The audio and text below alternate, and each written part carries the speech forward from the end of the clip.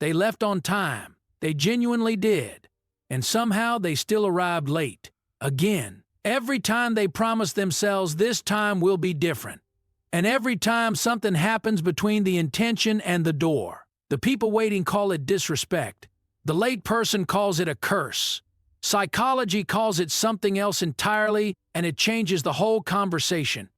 Researchers found that chronically late people experience time differently at a neurological level. They don't underestimate it deliberately. Their internal clock simply runs slower than real time. Psychologist William Judge called this time blindness. The genuine inability to sense how much time has passed.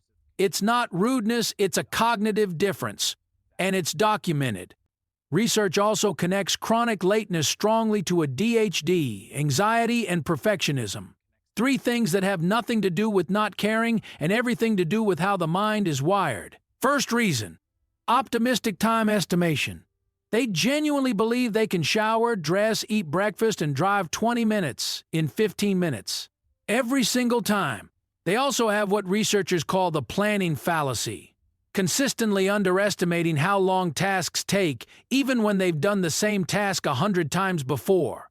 Second reason, task absorption. They sit down to do one quick thing before leaving, and that one thing opens 3 others, and suddenly 40 minutes are simply gone.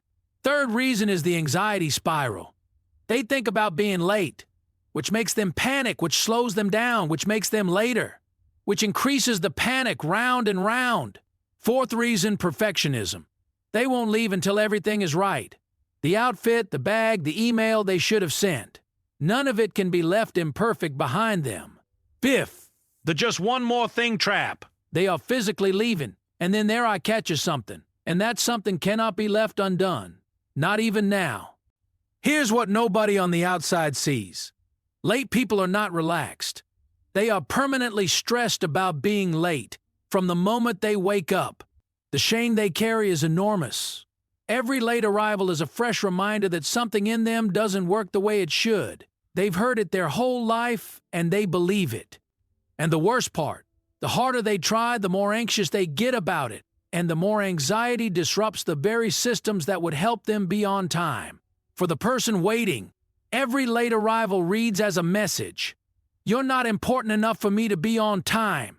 Even when that message was never sent, and the late person rushing in breathless has no idea that message was received. They're thinking about traffic, the parking, the apology they're about to give. They haven't even arrived yet mentally. Here's what nobody says.